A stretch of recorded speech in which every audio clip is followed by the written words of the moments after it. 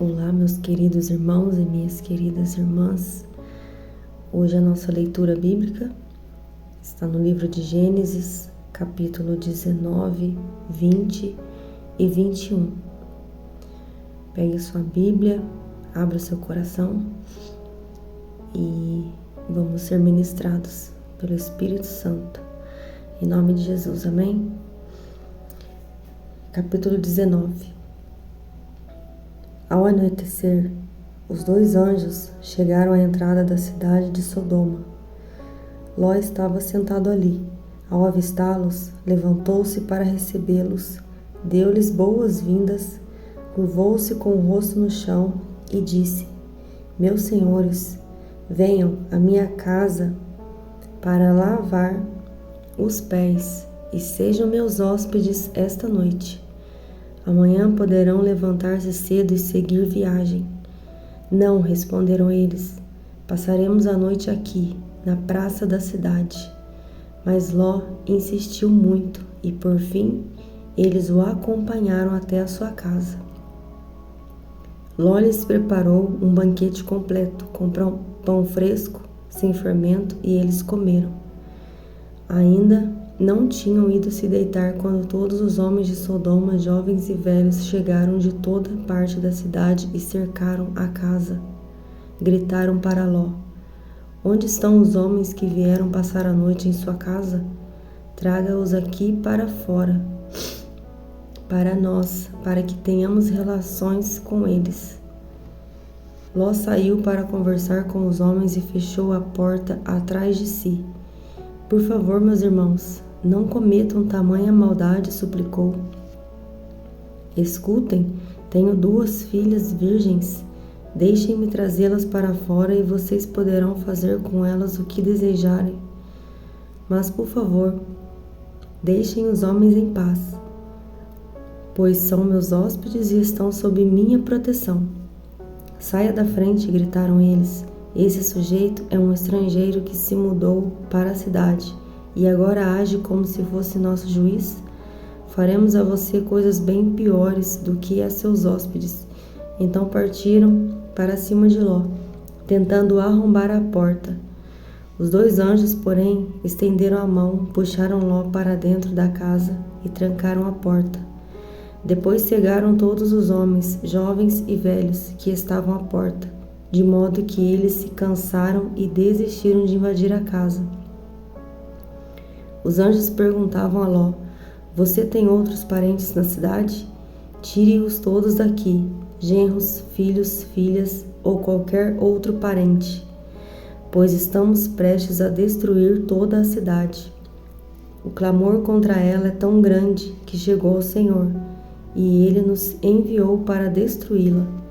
Então Ló correu para avisar os noivos de suas filhas: Saiam depressa da cidade, o Senhor está prestes a destruí-la. Os rapazes, porém, pensaram que ele estava brincando.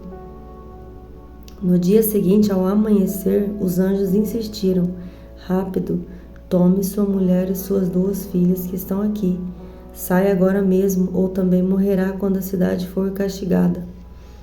Visto que Ló ainda hesitava, os anjos o tomaram pela mão, e também sua mulher e suas 2 filhas, e correram com eles para um lugar seguro fora da cidade, pois o Senhor foi misericordioso. Quando estavam em segurança, fora da cidade, um dos anjos ordenou: Corram e salvem-se. Não olhem para trás, nem parem no vale. Fujam para as montanhas, ou serão destruídos. Mas Ló suplicou: Não, meu senhor, os senhores foram muito bondosos comigo, salvaram minha vida e mostraram grande compaixão. Não posso, contudo, ir para as montanhas. A calamidade também me alcançaria ali, e bem depressa eu morreria. Vejam, aqui perto há um vilarejo, é um lugar bem pequeno. Por favor, deixe-me ir para lá, e minha vida será salva. Está bem, disse o anjo, atenderei a seu pedido. Não destruirei o vilarejo, mas vá logo, fuja para ele, pois não posso fazer nada enquanto você não chegar lá. Isso explica porque a vila era conhecida como Zoar. Ló chegou a Zoar quando o sol aparecia no horizonte. Então o Senhor fez chover do céu fogo e enxofre sobre Sodoma e Gomorra. Destruiu-as completamente, além de outras cidades e vilas da planície, e exterminou todos os habitantes e toda a vegetação. A mulher de Ló, porém, olhou para trás enquanto o seguia e se transformou numa coluna de sal. Naquela manhã, Abraão se levantou cedo e correu para o lugar onde tinha estado na presença do Senhor. Olhou para a planície em direção a Sodoma e Gomorra e viu colunas de fumaça subindo do lugar onde antes ficavam as cidades, como fumaça de uma fornalha. Contudo, Deus atendeu ao pedido de Abraão e salvou Ló, tirando-o do meio da destruição que engoliu as cidades da planície. Algum tempo depois, Ló deixou Zoar, pois tinha medo do povo de lá, e foi morar numa caverna nas montanhas com suas 2 filhas. Certo dia, a filha mais velha disse à irmã: "Nesta região não resta homem algum com quem possamos ter relações, como fazem todas as pessoas, e logo nosso pai será velho demais para ter filhos. Vamos embebedá-lo com vinho e então nos deitaremos com ele. Com isso, preservaremos nossa descendência por meio de nosso pai." Naquela noite, portanto, embebedaram o pai com vinho, e a filha mais velha teve relações com ele, e ele não percebeu quando ela se deitou, nem quando se levantou. Na manhã seguinte, a filha mais velha disse à irmã mais nova: "Ontem à noite tive relações com o nosso pai. Vamos embebedá-lo com vinho outra vez hoje à noite, e você terá relações com ele. Com isso, preservaremos nossa descendência por meio de nosso pai." Naquela noite, portanto, voltaram a embebedar o pai com o vinho. E a filha mais nova teve relações com ele. Mais uma vez, ele não percebeu quando ela se deitou, nem quando se levantou. Como resultado, as 2 filhas de Ló engravidaram do próprio pai. Quando a filha mais velha deu à luz, o menino chamou-a de Moabe. Ele se tornou o antepassado do povo, conhecido até hoje como Moabitas. Quando a filha mais nova deu à luz o menino, chamou-o de Ben-Ami. Ele se tornou o antepassado do povo conhecido até hoje como Amonitas. Amém. Capítulo 20. Abraão se mudou para o Neguebe, ao sul. Permaneceu por algum tempo entre Cádiz e Sur, e depois seguiu até Gerar. Enquanto morava ali como estrangeiro, Abraão apresentava Sara, sua mulher, dizendo: "Ela é minha irmã." Por isso, o rei Abimeleque de Gerar mandou buscar Sara para seu palácio. Naquela noite, Deus apareceu a Abimeleque num sonho e lhe disse: "Você vai morrer. A mulher que tomou já é casada." Abimeleque, porém, ainda não havia dormido com ela. Assim disse: "Senhor, castigarás uma nação inocente? Não foi Abraão quem me disse: 'Ela é minha irmã'? E ela própria afirmou: 'Sim, ele é meu irmão'? Agi com total inocência. Minhas mãos estão limpas." No sonho, Deus respondeu: "Sim, eu sei que você é inocente, por isso o impedi de pecar e não deixei que a tocasse. Agora devolva a mulher ao marido dela, e ela orará por você, pois é profeta. Então você viverá. Mas, se não a devolver, esteja certo de que você e todo o seu povo morrerão." Na manhã seguinte, Abimeleque se levantou cedo e sem demora reuniu todos seus servos. Quando contou o que havia acontecido, seus homens se encheram de medo. Então Abimeleque mandou chamar Abraão. "O que você fez conosco?" perguntou. "Que crime cometi para merecer esse tratamento que nos torna a mim e ao meu reino culpados deste grande pecado? O que você me fez não se faz a ninguém.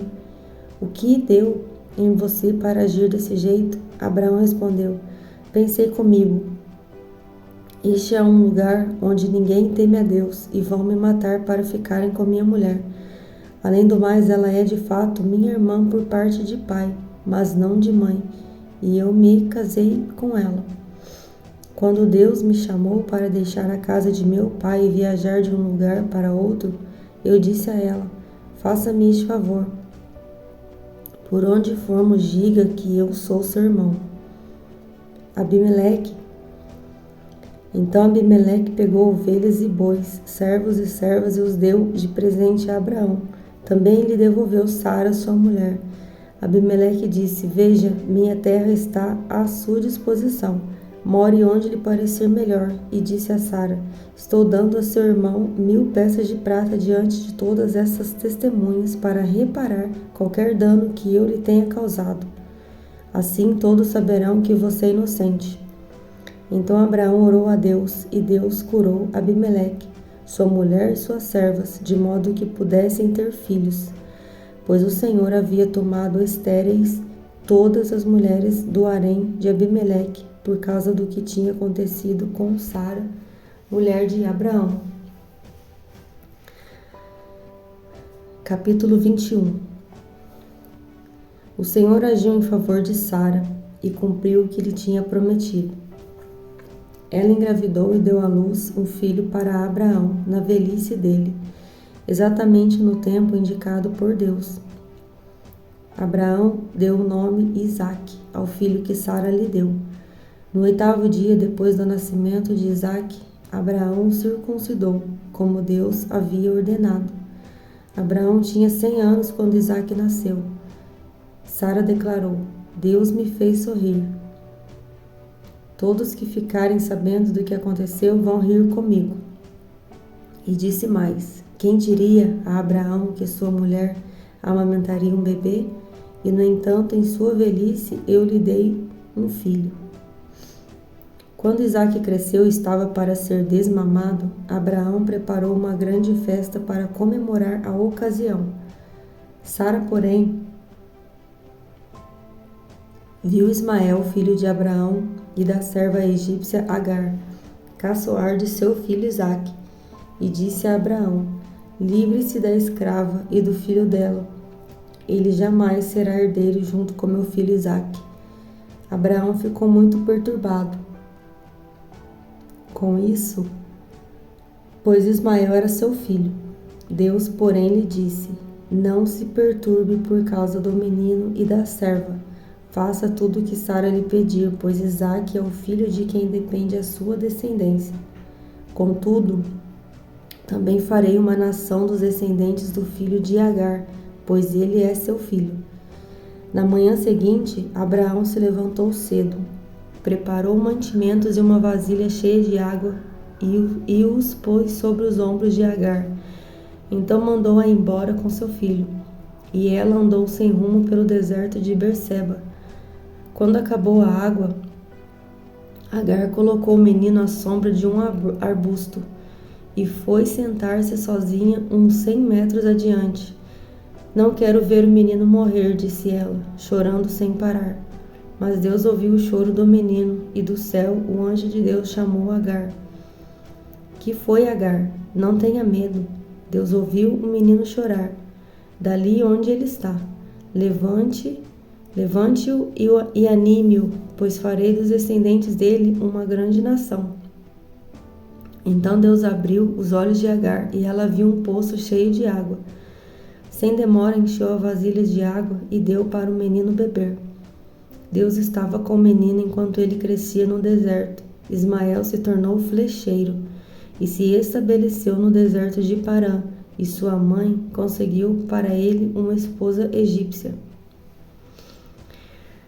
Por esse tempo, Abimeleque, acompanhado de Ficol, comandante do seu exército, foi visitar Abraão. É evidente que Deus está com você, ajudando-o em tudo que faz, disse Abimeleque. Jure em nome de Deus que não enganará nem a mim, nem a meus filhos, nem a nenhum de meus descendentes. Tenho sido leal a você, por isso jure que será leal a mim e a esta terra onde vive como estrangeiro. Abraão respondeu: eu juro. Contudo, Abraão reclamou com Abimeleque sobre um poço que os servos de Abimeleque lhe haviam tomado à força.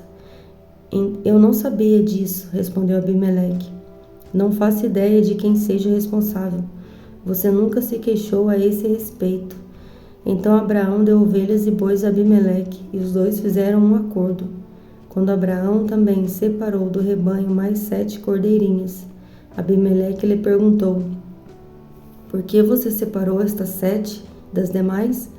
Abraão respondeu: Por favor, aceite estas 7 cordeirinhas como testemunho de que eu cavei este poço.